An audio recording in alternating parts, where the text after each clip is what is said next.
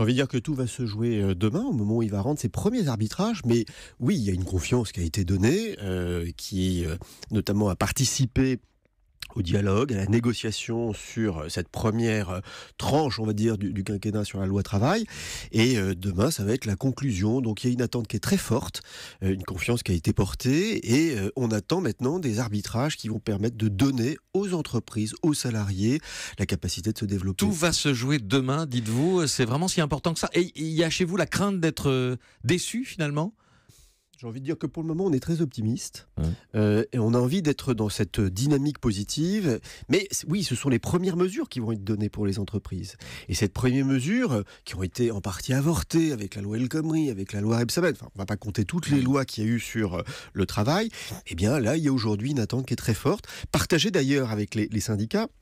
Et s'il y a une forme de consensus, si vraiment on donne de la flexibilité aux entreprises pour pouvoir mieux s'adapter pour les défis futurs, dans une sécurisation des parcours avec les salariés, oui, ce sera une avancée majeure. Mais avec quel impact sur l'économie et sur l'économie réelle pour ceux qui nous écoutent ce matin, parce qu'on se dit que c'est le climat de confiance dont on vient de parler, qui se mesure aussi. Il y a un indice de confiance mesuré par l'INSEE, la consommation des ménages, qui vont accélérer le redémarrage de l'économie plus qu'un référendum d'entreprise ou la fusion des instances représentatives du personnel, non ? Alors vous avez raison, il y a deux choses. D'abord, il y a le capital confiance. Et s'il est altéré parce qu'il y a une insuffisance dans la réforme, on se dit le quinquennat démarrera mal. Mais il y a un capital confiance qui est important pour les entreprises, capital confiance qui est important pour les investisseurs, capital confiance qui est important pour l'image de la France, qui est un des points clés.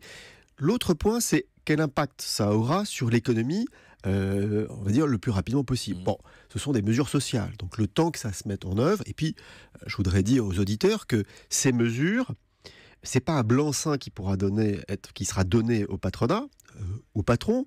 Ce seront des mesures qui permettront au patron, avec les salariés, de pouvoir adapter l'organisation du travail. Donc, ça mettra du temps. C'est-à-dire que c'est pas une loi qui donnera la possibilité automatiquement de faire, ça donnera la possibilité de faire dans la négociation. Donc, on a toujours du mal à comprendre en quoi cette réforme du Code du travail pourrait subitement déclencher une vague d'embauche. Il y a des simplifications sans doute bienvenues pour les chefs d'entreprise. C'est pour ça que je vous dis, vague d'embauche, il faut être très prudent. Il n'y aura pas de vague d'embauche. Il n'y aura pas de vague d'embauche. Non, ça ne se fera pas du jour au lendemain, parce qu'il va falloir que les entreprises négocient, s'adaptent